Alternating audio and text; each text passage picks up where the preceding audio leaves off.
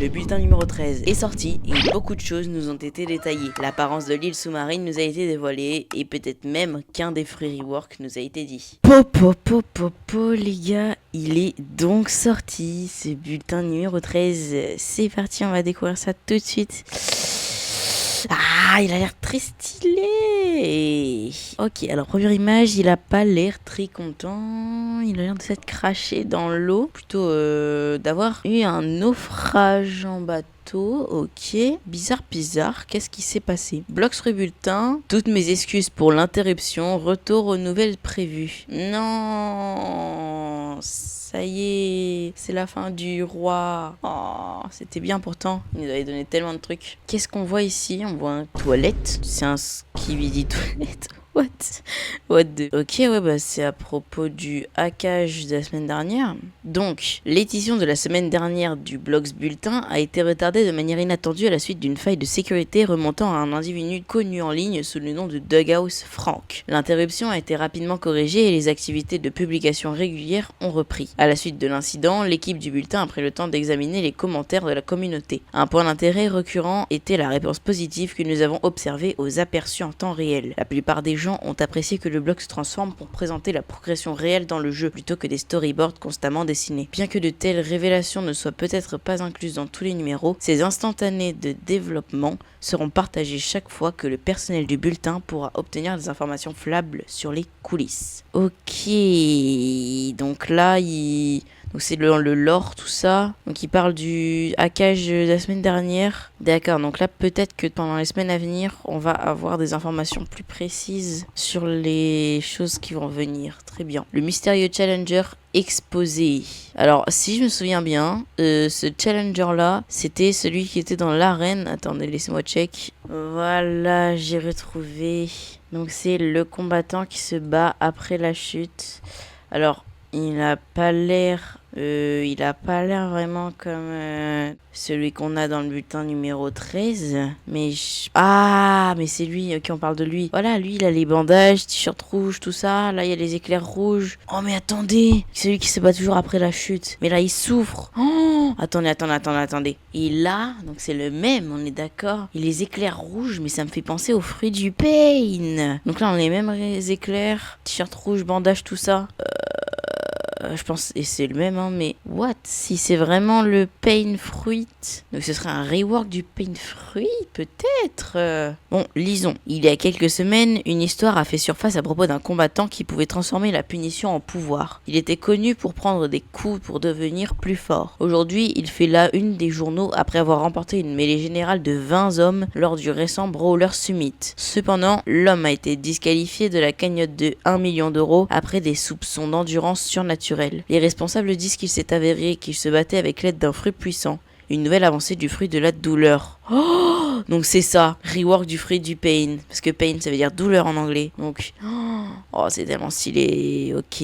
Cette refonte adopte une philosophie brutale. Les dégâts subis créent une jauge de douleur croissante qui augmente chaque frappe. Au fur et à mesure que la souffrance de l'utilisateur s'intensifie, une aura rose rougeâtre commence à se développer et à s'enflammer, récompensant des coups précis tout en drainant la puissance des attaques manquées. Au bord de la défaite, Baroud d'honneur s'active, ramenant l'utilisateur dans un état volatile avec une jauge pleine et une brève fenêtre pour libérer un maximum de puissance avant de s'épuiser complètement. Le combattant en question a depuis été banni définitivement de l'Ultra Fighting Committee, invoquant un avantage physique injuste et la nature non réglementée des capacités qu'il a affichées. Ok, donc là il nous explique comment ça fonctionnera. Donc il y aura une jauge un peu comme la Fury, Gravitational Force pour Gravity, qui augmentera à chaque damage, ok. Et quand elle s'augmente, donc on aura une aura autour de nous. Ça va être très stylé comme Shadow du coup. Et là, quand on aura donc l'aura super autour de nous, on pourra attaquer, on dirait avec des aimbots peut-être pour avoir des coups plus précis, tout en drainant la puissance des attaques manquées. Donc toutes les attaques qui toucheront pas, elles resteront. Donc ça, ok, c'est trop stylé. Tout un nouveau système du coup. Et là, on a une attaque finale. L'utilisateur dans un état volatile avec une jauge pleine, une brève fenêtre pour libérer un maximum de puissance. État volatile, je vois pas ce que c'est par contre. Quand on a la jauge pleine et une brève fenêtre, donc ça veut dire qu'à mon avis, c'est comme dans les jeux genre Naruto Storm 4. Je sais pas si vous connaissez, mais en gros, au bout d'un moment, on a une jauge qui se remplit. Et si on n'appuie pas sur un bouton à temps pour l'utiliser, ou comme dans Alpha Legend, pour la jauge de charge de nitro au-dessus, elle se remplit. Et si on l'utilisait pas à temps, on peut pas avoir le nitro surpuissant violet là. Je sais pas si vous voyez ce que je veux dire. Et là, c'est pareil. Donc là, on aura un timing pour la libérer. Et là, on libérera une grosse attaque qui fera baisser complètement la... Ok, trop stylé. Épée et accessoires, un regard plus attentif sur les refontes. Non, attendez, c'est pas ce que je pense. Les accessoires, ils vont encore être changés. Non, les accessoires, ils ont pas été changés. Mais les swords, elles viennent d'être changées. Donc là, elles vont encore avoir... Ah non, c'est toutes celles qui n'ont pas été changées. D'accord. Donc là, il y a les caps. Et là, il y a donc les swords qui n'ont pas été changés. Donc là, je crois que c'est la Coco. Donc si je regarde dans les swords ici, je vois Coco. La Coco... Je crois bien qu'elle n'a pas été changée. Elle a toujours été comme ça. Et je cherche une autre sorte qui n'a pas été changée. Je crois que le Cavander n'a pas été changé non plus. Il est où là? Donc le Cavander, ouais, c'est définitivement le Cavander. L'autre sword, hein. Donc cette sword là, c'est le Cavander. Celle-là, ça doit être Coco. Et celle-là, une autre sword qui n'a pas été changée.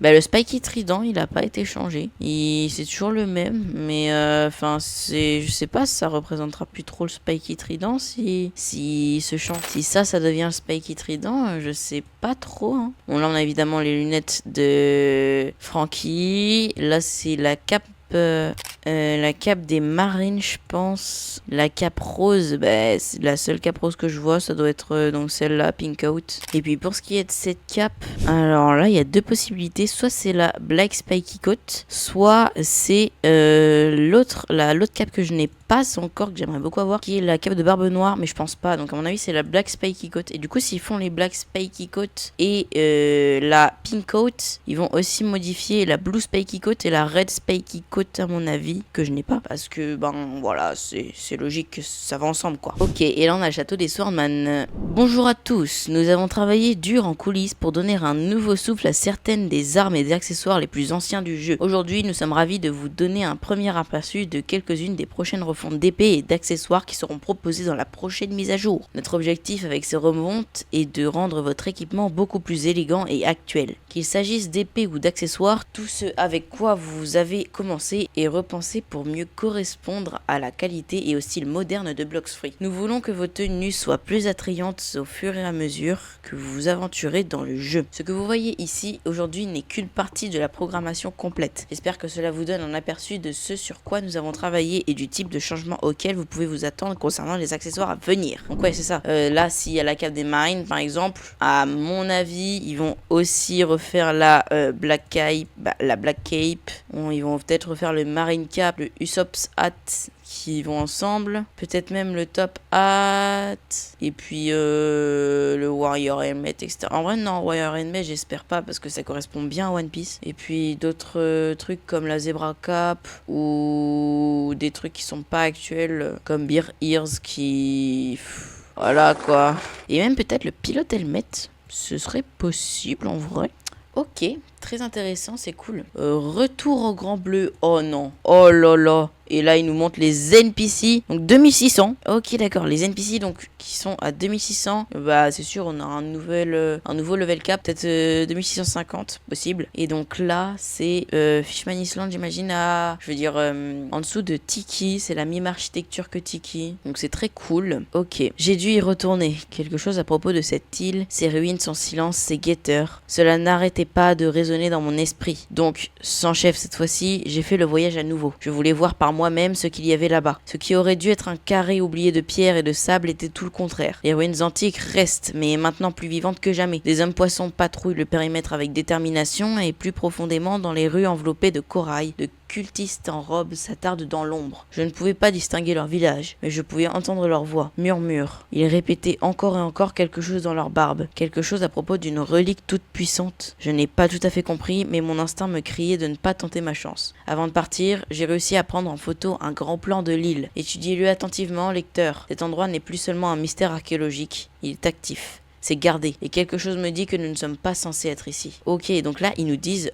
clairement de regarder en détail L'île, ça doit sans dire doute qu'il y a des détails cachés. Il nous parle même du relique toute puissante. Donc ça ferait peut-être comme une nouvelle quête secondaire comme pour la race Draco. Je ne sais pas, j'avance des hypothèses. C'est très stylé hein, les NPC avec leur petite nageoire sur le côté. J'aime beaucoup. Ils nous parlent d'une barbe, ils ont pas de barbe, ils ont juste des moustaches et une barbichette, mais pas de barbe. C'est pas d'une barbe broussailleuse. Ok, et peut-être que ça c'est un bâtiment important avec ça derrière parce que ça m'a l'air gros. Bon bah écoutez, sur ce bulletin était super intéressant. Il y a tellement de nouveaux trucs en fait parce que du coup on sait qu'il y a un autre rework des accessoires et des armes encore. On sait que maintenant Pain que je n'ai pas dans mon inventaire, il va falloir que je l'aie du coup. Et d'autres trucs encore donc seront rework qui on sait du coup maintenant à quoi ressemble l'île en détail et ça c'est trop stylé. J'aime beaucoup. On n'en sait pas trop plus par contre sur le combattant là il nous parle de ça. Ah bah si, on sait maintenant que c'est un user de Pain, qu'est-ce que je raconte. Bon, bah sur ce, je vais vous laisser. C'est ciao les gars.